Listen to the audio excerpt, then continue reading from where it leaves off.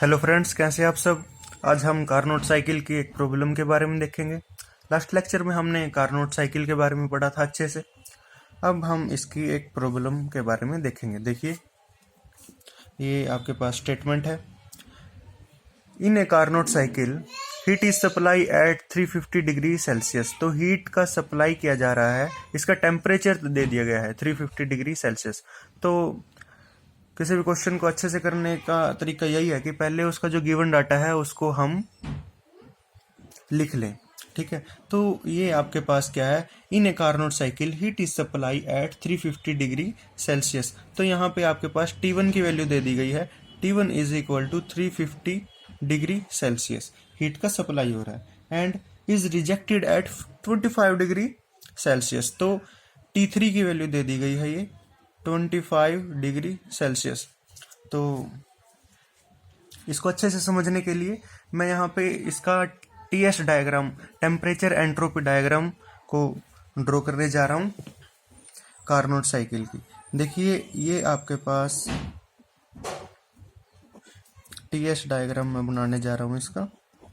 ठीक है, ये इस तरह से आपके पास, ये क्या है आपके पास, ये वाटर लाइन है और ये सैचुरेशन लाइन होती है। सैचुरेशन लाइन के ऊपर जो भी आपके पास वाटर है वो पूरी तरह से आपके पास स्टीम होता है, वो वाटर होता ही नहीं है।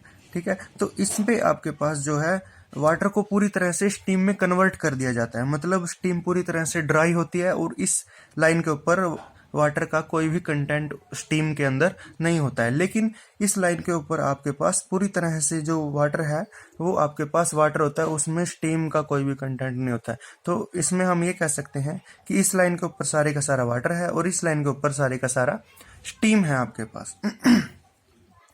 तो ये मैं कारनोट साइकिल ड्रॉ कर देता हूँ इस पे। तो इस तरह से कारनोट साइकिल है, ये 1 2 3 4 इस तरह से ये मूव करती है कारनोट साइकिल। ठीक है, तो 1 से 2 के अंदर तो हम जो है हीट का जब सप्लाई करते हैं, हमारे पास क्या है, इनिशियली वाटर होता है। ठीक है, और वाटर को जब हम लेटेंट हीट देते हैं, मैंने लास्ट लेक्चर में आपको बताया था कि लेटेंट हीट क्या होती है। लेटेंट हीट वो होती है जिसमें आपके पास टेम्परेचर तो किसी भी सब्सटेंस का सेम रहता है लेकिन उसका फेज चेंज हो जाता है। टेम्परेचर कांस्टेंट रहता है, सेम रहता है, लेकिन फेज चेंज हो जाता है। कैसे, देखिए, ये आपके पास 1 पॉइंट के ऊपर, आपके पास वाटर लाइन के ऊपर है ये 1 पॉइंट, तो इसका मतलब इस पे सारे का सारा वाटर है। तो जैसे ही हम इसको थोड़ी सी हीट प्रोवाइड करेंगे तो ये 2 पॉइंट पे आ जाता है आपके पास पॉइंट। ठीक है, और इस लाइन के ऊपर सारे का सारा स्टीम होता है आपके पास, तो इसका फेस चेंज हो गया। लेकिन अगर मैं 1 और 2 पॉइंट के ऊपर टेम्परेचर देखूं तो टेम्परेचर इन दोनों का सेम है, मतलब T1 is equal to T2 temperature है। इसका मतलब हमने यहाँ पे इसको लेटेंट हीट दी थी। सिमिलर वैसे 3 से 4 के अंदर भी आपके पास जो टेम्परेचर सेम है, मतलब T3 is equal to T4 के इक्वल है।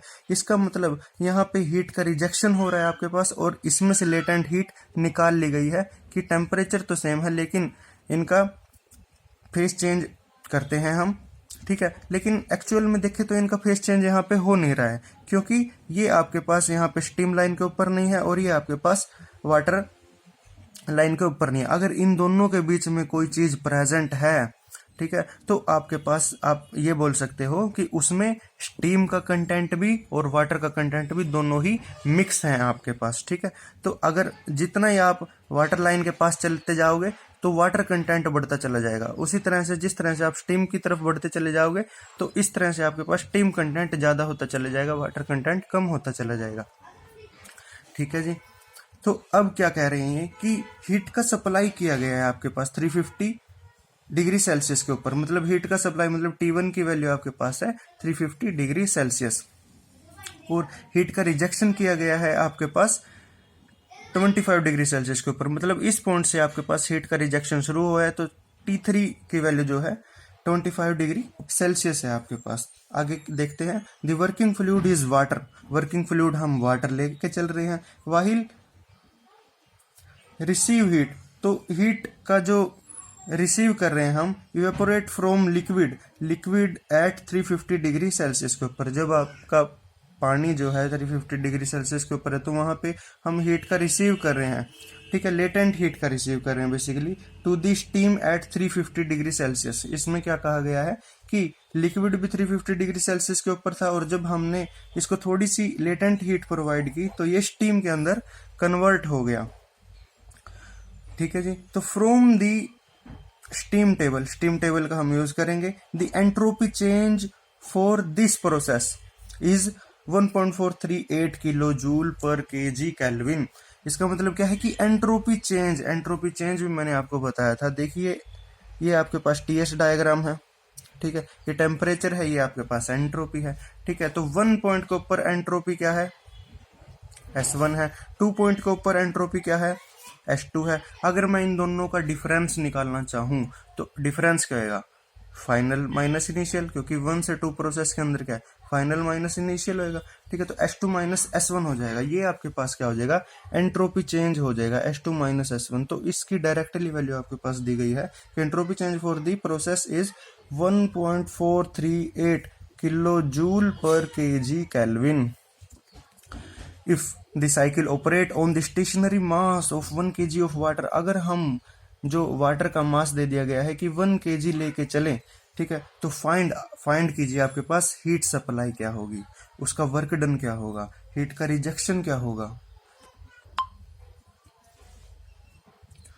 और what is pressure of water during heat reception. Heat reception का मतलब है, रिसेप्शन का तो मतलब ही यही होता है कि ग्रहण करना, रिसीव करना, मतलब उस प्रेशर को डिफाइन करें, वो प्रेशर बताएं जब आपके पास वाटर था ड्यूरिंग हीट रिसेप्शन, जब वाटर ने हीट को गेन करना चालू किया था, ठीक है। तो जब वाटर ने हीट को गेन करना चालू किया था, कितने टेम्परेचर के ऊपर गेन करना चालू किया था, 350 डिग्री सेल्सियस के ऊपर। तो हम स्टीम टेबल की हेल्प से 350 डिग्री सेल्सियस के ऊपर प्रेशर हम निकाल लेंगे और वो हमारा आंसर होगा। तो हमें बेसिकली क्या निकालना है, हमें हीट सप्लाई निकालनी है, हमें हीट का रिजेक्शन निकालना है, हमें वर्क डन निकालना है, और हमें प्रेशर निकालना है, ठीक है, हमें प्रेशर भी निकालना है, ठीक है। हीट सप्लाई का मैंने फॉर्मूला बताया था आपको, हीट सप्लाई का फॉर्मूला लास्ट लेक्चर में मैंने कार्नोट साइकिल में बताया था आपको कि entropy change into absolute temperature, ठीक है। तो एंट्रोपी चेंज क्या है, S2 माइनस S1, और एब्सोल्यूट टेम्परेचर इसका इस प्रोसेस के ऊपर क्या है, T1 है। तो यहाँ से क्या है, S2 minus S1 into T1 हो जाएगा आपके पास। तो ये क्या है, हीट सप्लाई हो जाएगी। तो S2 माइनस S1 क्या है आपके पास, 1.438, ठीक है, ये है 1.438 इंटू T1। देखिए टेम्परेचर की जो आपके पास फंडामेंटल यूनिट होती है वो हमेशा केल्विन होती है, तो इसीलिए हम जो है टेम्परेचर को केल्विन में चेंज करते हैं हर बार। तो देखिए यहाँ से टेम्परेचर को केल्विन में कन्वर्ट करने के लिए हम क्या करते हैं, इसको 273 से ऐड कर देते हैं, 273 इसमें ऐड कर देंगे तो ये केल्विन में कन्वर्ट हो जाएगा, ठीक है। तो 273 ऐड करके इसमें आता है 623 केल्विन बन जाता है ये।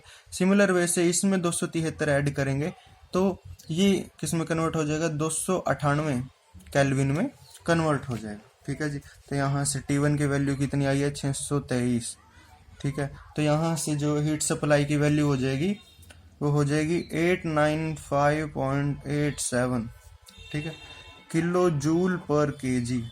देखिए हीट सप्लाई किस फॉर्म में हो रही है आपके पास, एंथैल्पी के फॉर्म में हीट का सप्लाई हो रहा है, और एंथैल्पी की यूनिट क्या होती है आपके पास, किलो जूल पर केजी, ठीक है। तो ये आपके पास जो है फर्स्ट आंसर हो गया कि हीट सप्लाई की वैल्यू हमने निकाल ली है। फिर हीट रिजेक्शन की वैल्यू हमें निकालनी है।